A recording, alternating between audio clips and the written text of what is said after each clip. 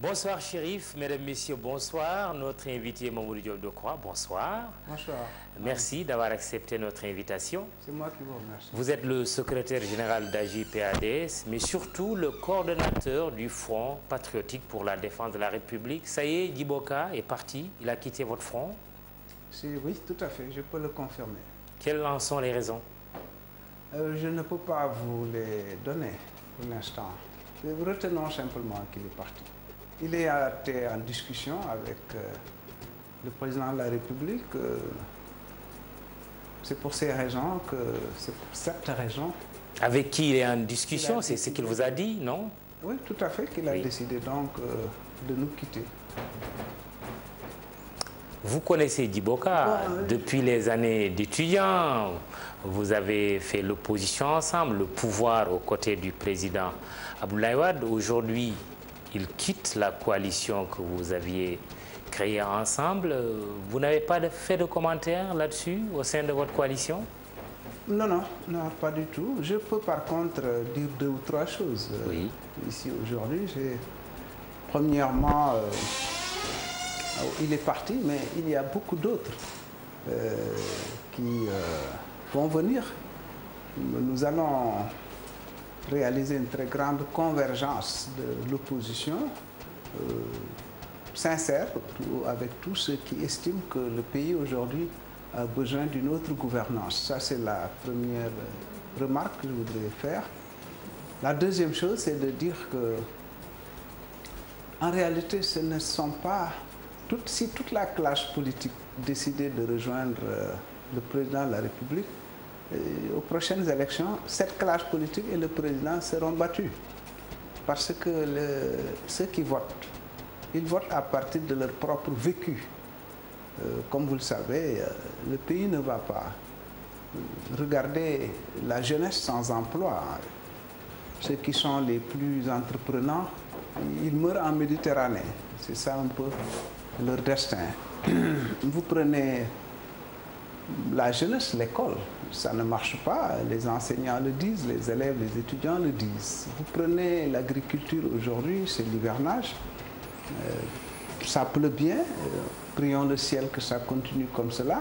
Mais même si on a d'excellentes pluies, les rendements laisseront à désirer. Je veux dire, les résultats, puisqu'il n'y a pas de bonnes semences, il n'y a pas d'intrants, etc. Restons sur la coalition, sauf qu'en politique, il vaut mieux additionner que de soustraire. Et Djiboka, ce n'est pas un gros morceau? Écoutez, je préfère ne pas parler des personnes et me prononcer sur les choix, sur les mesures, les orientations que le pouvoir prend pour le compte du pays. Je me concentre sur cela. Votre coalition, le Front patriotique pour la défense de la République, c'est quoi finalement sa finalité? Une coalition électorale, c'est quoi exactement? Parce qu'Abdoulaye Baldé, un de vos alliés, a dit qu'il ne s'agit pas pour le moment de parler de candidature. Écoutez, c'est une coalition de partis de l'opposition. Il y a des mouvements dedans, des associations, des personnalités. Nous voulons deux choses. La première, c'est évidemment de changer la gouvernance à la tête du pays en installant à la prochaine élection quelqu'un d'entre nous. Vous le dites sérieusement? La deuxième, c'est de dire que d'ici là, les populations souffrent. Nous devons par conséquent nous occuper des préoccupations des populations. Ce que j'ai évoqué tout à l'heure, l'électricité qui coupe, l'eau qu'on ne voit pas, j'ai parlé des emplois, j'ai parlé de l'école, j'ai parlé de l'agriculture, j'ai parlé des valeurs également, puisque finalement, on a beaucoup parlé de transhumance dans la dernière période, etc., pour m'en tenir à cela. Donc, c'est une tâche importante. La deuxième tâche importante, c'est de s'assurer que le processus électoral se déroulera de manière sincère, honnête et libre. Parce que, naturellement, le système de dévolution, la modalité de dévolution du pouvoir dans notre pays, ce sont les élections. Alors, nous avons tous intérêt à ce que les élections soient libres et sincère. Votre demande de démission du ministre de l'Intérieur, vous l'avez mise à côté ou elle est toujours d'actualité? Justement, elle est aujourd'hui plus qu'hier d'actualité. Je l'ai rappelé à Guédiawaye hier, j'ai dit, monsieur le ministre de l'Intérieur ne peut pas le week-end aller à Podor, travailler avec les militants de l'APR à la victoire du candidat de l'APR, et le lundi venir à Dakar dire qu'il va organiser des élections libres et honnêtes. De ce point de vue, il n'y a rien de nouveau sous le soleil. Je vous dis, sous les autres régimes, notamment le président Abdoulaye Wade, on a eu des ministres de l'Intérieur qui étaient militants du PDS. Et ils n'ont pas organisé d'élection. Le général, à la première alternance, le général Cissé, Lamine Cissé, était un général de l'armée à la retraite. Il a organisé les élections parce que l'opposition du président Diouf avait tenu à ce que ce soit une personnalité consensuelle, non partisane, qui organise les élections. Cela s'est très bien passé. Au demeurant, si l'occasion le permettait, je vous aurais raconté une anecdote qui montre que le président Diouf avait bien raison de choisir un sans parti, un Sénégalais sans parti. En 10 secondes, ensuite, en 2012, oui, lorsque l'opposition de l'époque, aujourd'hui aux affaires, a récusé le ministre d'État Ousmane Ngom, le président de la République a désigné Cheikh Gueye pour organiser les élections. Donc, nous attendons du président Sall qu'il fasse la même chose parce que les élections... Qu'il nomme un ministre des élections, un retour du ministère des élections, c'est ce que vous souhaitez? Tout à fait, une personnalité consensuelle non contestée pour organiser les élections. Je vous signale que vous avez déjà eu le problème des cartes nationales d'identité. Nous avons eu à protester parce que les cartes nationales d'identité étaient confectionnées dans des officines de l'APR et ceci évidemment est inacceptable. Donc, oui, mais le problème c'est quand il y a des actes de cette nature, il y a aussi des structures qui existent, comme la Sénat. Il y a également la vigilance de la presse. Ça devrait suffire, non? La Sénat n'organise pas des élections. La supervision. Je parle de la Sénat supervision. Supervise les élections. Oui, justement, mais nous parlons d'organisation des élections. Vous ne pouvez pas confier l'organisation des élections à quelqu'un qui est partisan et ensuite dire que oui, bon, ben, on va superviser. Ça ne suffit pas. Vous récusez M. Abdoulaye Daouda Diallo. Voilà, nous le récusons pour l'organisation des élections. Non pas comme ministre de l'Intérieur, ça ne nous préoccupe pas, mais nous estimons qu'il y a le pouvoir qui est acteur dans ces élections, dans ce processus. L'opposition est actrice dans ce processus, la société civile et les électeurs. Donc il n'appartient pas à une partie de dire voilà comment les choses vont se passer. Tout cela devant nous mener au référendum, annoncé en tout cas par le chef de l'État en 2016. À 2017, on ne sait pas encore s'il y aura une présidentielle en 2017. Des législatives sont prévues vers juin-juillet.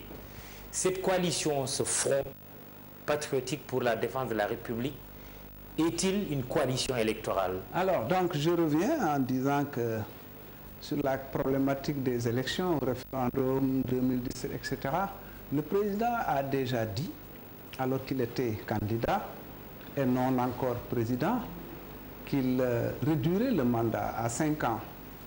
Quand il a été élu, il a réitéré cela de façon récurrente. Il a même eu à dire demander à ses partisans d'arrêter de parler de cette question puisque c'était déjà plié. Nous serions, pour ce qui nous concerne, de considérer que le président ne va pas réduire son mandat. Donc nous l'attendons à 2017. Alors, vous revenez sur la coalition et les candidatures. Nous avons, je vous ai parlé de cette coalition, de son objectif politique, de ses objectifs sociaux, c'est de mener le combat auprès des populations autour des revendications que j'ai évoquées tout à l'heure. Mais enfin, en même temps, évidemment, nous allons nous organiser. Dans l'opposition, nous avons quand même une petite expérience dans ce domaine. Nous allons nous organiser, permettre une candidature plurielle pour que chacun, donc, chacun puisse pour faire... vous, il ne faut pas perdre du temps sur une candidature unique. Non, non, ça c'est exclu. C'est même mauvais pour nous. Par contre, nous ferons une candidature plurielle, contrôlée, de façon que chacun puisse faire le plein de ses voix pour qu'aucune voix ne soit perdue au profit de l'adversaire. Et évidemment, nous saurons nous y prendre. Il y a un autre arbitre, c'est le Conseil constitutionnel, qui est habilité à recevoir les candidatures, à les valider ou à les invalider, mais aussi à prononcer les résultats définitifs. Est-ce que vous faites confiance à la nouvelle équipe du Conseil constitutionnel, surtout au lendemain du rejet de votre recours en tant que député contre les modifications apportées au règlement intérieur de l'Assemblée nationale? Nous avons pris acte de cette décision du Conseil constitutionnel. Mais j'ai l'habitude de dire que, en ce qui me concerne, je ne fonctionne pas selon les saisons. Lorsque j'étais aux affaires, et l'opposition d'alors, aujourd'hui, au pouvoir, contestait au point d'installer un devant.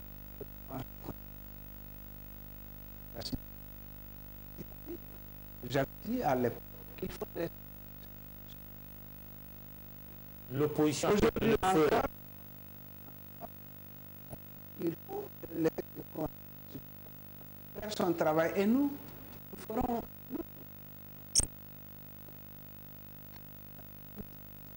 considérant qu'il y aura effectivement deux présidents.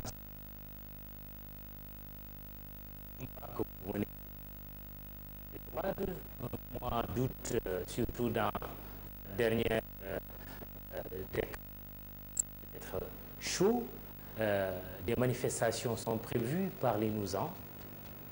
Oui, oui, bien entendu, nous organisons des manifestations. Vous savez, les manifestations, c'est un droit constitutionnel.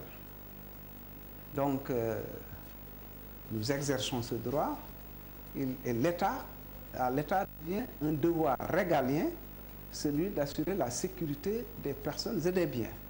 Vous avez dû constater également qu'à chaque fois que l'opposition a organisé une manifestation autorisée, les manifestations se sont passées normalement et sont rentrées normalement chez eux. Avec une faible mobilisation. Tandis que chaque fois que les manifestations ont été interdites, ça s'est passé d'une façon violente. Ce n'est pas à moi de décider, mais nous avons des droits constitutionnels et nous les exercerons. Mais vous dites que le président a intérêt à libérer Karim Wade. Concernant, est-ce qu'il est de bon ton dans une démocratie de parler ainsi? J'ai dit hier à Guédiawaye que demander la libération de Karim Wade, c'est demander que justice soit faite, c'est tout. Mais la justice... Vous souvenez-vous que dans l'arrêt de la Cour de répression de l'enrichissement illicite, il est dit clairement que M. Wade n'a pas détourné de l'argent et que M. Wade n'a pas été corrompu. Vous êtes également au courant que la Cour de justice de la CEDEAO a condamné le Sénégal et lui a demandé de respecter les droits. La CREI l'a condamné à 6 ans de prison ferme quand même. Que faites-vous de la décision de la CREI? Je reviens sur la CREI. Vous savez également que le Conseil des droits de l'homme des Nations Unies a condamné le Sénégal et lui a demandé de libérer Karim Wade et de l'indemniser. Alors, le gouvernement du Sénégal a pris soin de ne pas solliciter les juridictions ordinaires qui traitent de toutes les affaires criminelles et autres depuis 30 ans. Il a mis de côté également la décision de la Cour de justice de la CEDEAO. Il a mis de côté la décision, l'avis du groupe de travail des Nations Unies. Autrement dit, le gouvernement du Sénégal, en continuant de garder M. Wade et les autres prisonniers politiques en prison, le gouvernement est dans l'illégalité. Et vous mettez de côté la décision de la CREI qui l'a condamné à 6 ans de prison ferme. Parlons d'autre chose, Mahmoud. Ah bon? Alors, vous ne respectez pas la décision de la CREI? J'ai entendu écrire, on m'a rapporté qu'un des journaux a dit que nous avons dit que nous allons rendre le pays ingouvernable. Oui.